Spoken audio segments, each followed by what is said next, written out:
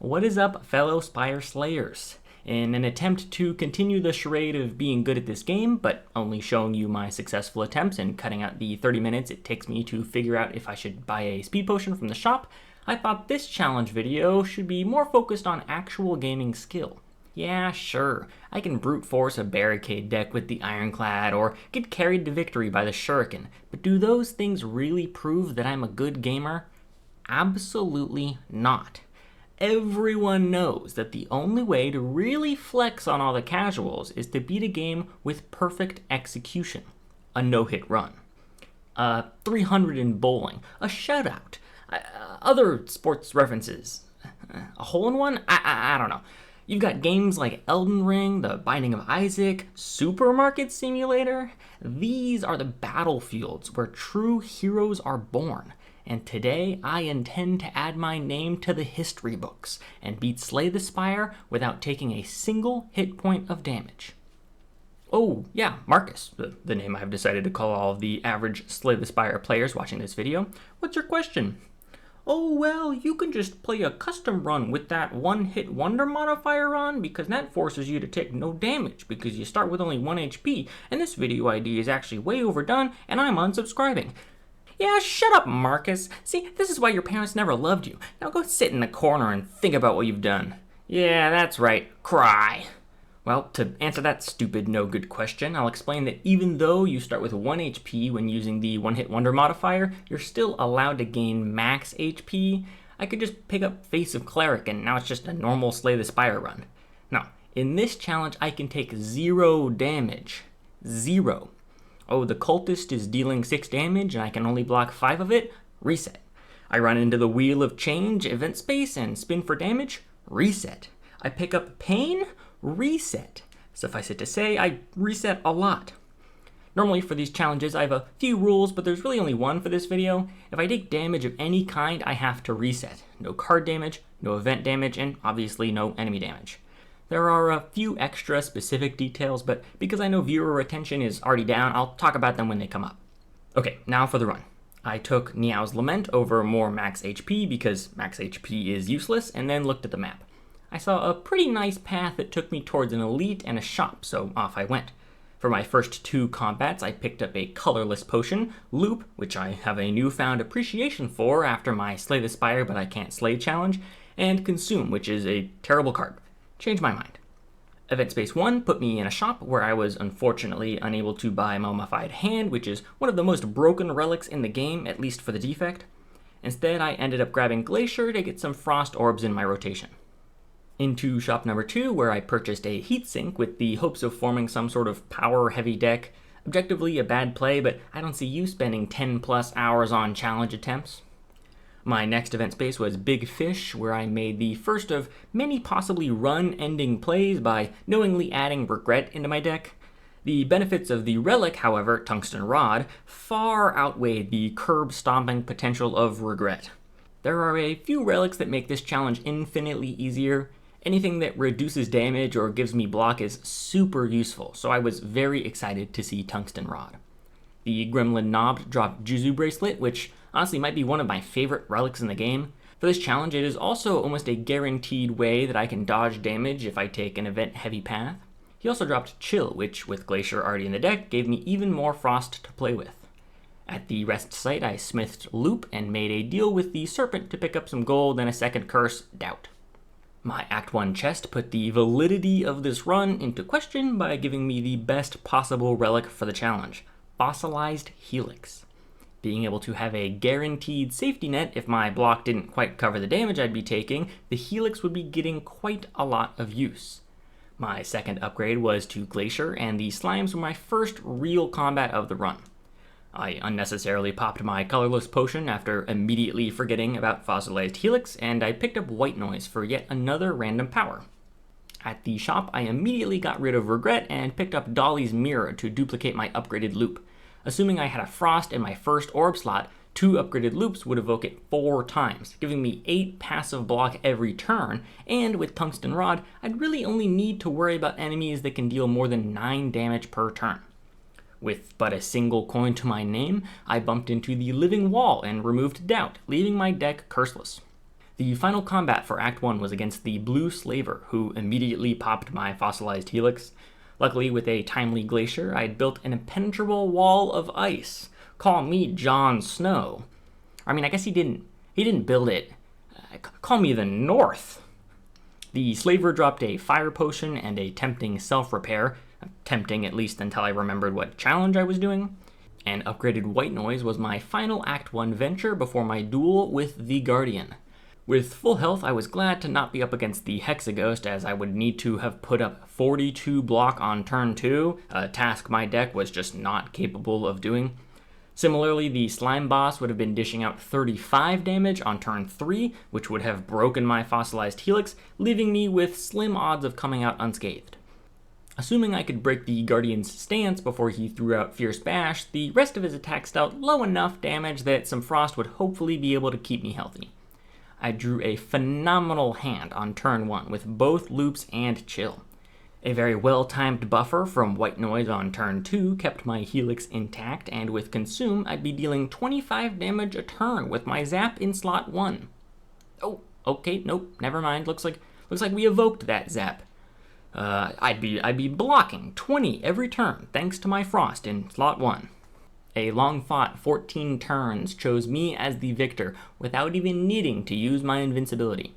I picked up yet another power card, Electrodynamics, for my first boss reward, and then decided to skip Broken Crown and Tiny House in favor of Astrolabe, which transformed my 2 strikes and defend into a useless Static Discharge, Go for the Eyes, and a second Glacier. Act 2 pitted me up against the Spheric Guardians, who forced me to use my Fire Potion after realizing my deck is hot garbage. My card reward, Storm, immediately transformed my hot garbage deck into lukewarm garbage, as now my seemingly useless power cards would channel Lightning. The shop pointed and laughed at how poor I was by showing me 3 of my favorite relics, Bronze Scale, Anchor, and the membership card, all at a price I was unable to pay. Shelled Parasite, yet another high defense monster, was in my next combat room. Only being able to dish out a max of 13 damage, I wasn't too scared of him, and thanks to White Noise, added a 0-cost Echo Form to my deck. The fight was trivial at best. I replenished my Fire Potion and decided to skip a 3rd Glacier as I wanted to leave some room for more power cards in my deck. Speaking of power cards, in the shop I picked up Hello World, which honestly kind of sucks, but I'll take what I can get. In my fight against the Cultists, I pulled a lucky Electrodynamics on turn 1 and pulled an even luckier buffer from White Noise. I turned the birds into a nice chicken cordon bleu and grabbed a Distilled Chaos and a second White Noise for my troubles. At the rest site, I upgraded Storm, guaranteeing its benefits for all of my power cards, and then at the library added yet another White Noise to my deck. I proceeded to upgrade that White Noise at the rest site and then approached my Act 2 chest. From said chest, I pulled Symbiotic Virus, which has pretty disgusting synergy with my high orb turnover based strategy, but at least it wasn't Dreamcatcher, am I right, guys? Yes, I hope you die, Dreamcatcher. You're the worst relic in the game. The Shelled Parasite was back for round 2 with his Fungi Beast friend. Unfortunately for them, I pulled Capacitor, Buffer, and Storm from my 3 White Noises, giving me insane turnover on my Lightning Orbs with every single power card. My 3rd White Noise was my upgrade of choice at the rest site, and then I entered the run-defining event space, Council of Ghosts. Now normally, apparitions wouldn't be amazing, especially in a 22-card deck like the one I was running. They would take up a full energy to play, and then I would still need to put up block because they only reduce incoming damage to 1, unlike Buffer, which completely negates it. However, if you recall, the very first relic I picked up in the run, Tungsten Rod, makes Apparition a busted card. Oh, also remember in the beginning when I said I'd talk about more rules later? Well, this is one of them. Losing max HP does not count as taking damage. As long as I maintain 100% health, the run goes on. I was more or less adding 5 1-cost buffers into my deck at 0 expense, as max HP is, as I just outlined, useless. These apparitions would be a massive help for the rest of the run, and made me realize I might actually have a chance of doing this. I was, however, not confident enough to head for an elite, so instead I entered the event space, where I picked up the Boot, which is a relic almost as bad as Dreamcatcher. The penultimate combat for the act was against the snake plant, who wasn't much of an issue with a lucky apparition draw. I considered taking leap, but now that my strategy is less about blocking damage and more about reducing it, I knew I'd much rather be picking up attacks. The final Act 2 rest site allowed me to upgrade one of my apparitions, importantly removing its ethereal modifier. For the first time in one of these challenge videos, I was up against the Collector, who is one of the coolest looking bosses in my opinion. I like to imagine the blue cloak is actually just like a towel, and I barged into his room mid-shower so he's trying to dry his hair.